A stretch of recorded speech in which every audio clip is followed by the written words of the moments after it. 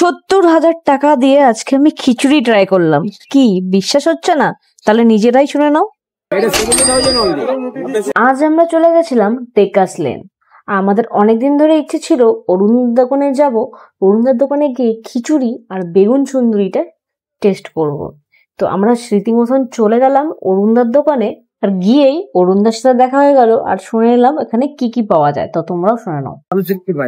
ফুলকপি গন্ধরাজ, বাটার পনির, পালকন পনির, পনির ভর্তা, হাত রুটি, তন্দুরি, বাটার নান, কুলচা, রাইস, পোলাও, খিচুড়ি, বেগুন সুন্দরী। তোমাদের সাথে আমি ফুল মেনুটা শেয়ার করছি না, কারণ যাদের ইচ্ছা হবে তারা তোমরা চলে যাবে অরুণদার দোকানে আর খাবার ট্রাই করবে। খাবার তো খুবই টেস্টি ছিল এবং কি দাদার ব্যবহার খুবই ভালো। তো আমাদের হাতে তারপরে চলে এসছে খাবার, আর আমরা নিয়েছিলাম খিচুড়ির সাথে পনির ভর্তা আর কুলচা। তো দুটোই খেতে অসাধারণ ছিল, সত্যি বলে বুঝাতে পারবো না। তো তোমাদেরকে সত্যি ভিজিট করতে হবে।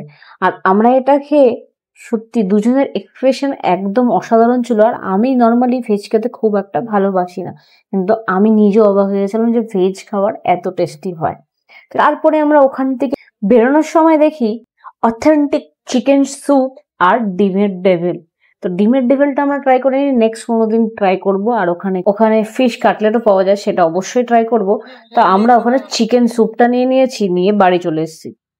চিকেন স্যুপটাও খেতে অসাধারণ ছিল। হয়তো অন দ্য স্পট ওখানে যদি খেতাম তাহলে আরো বেশি ভালো লাগতো।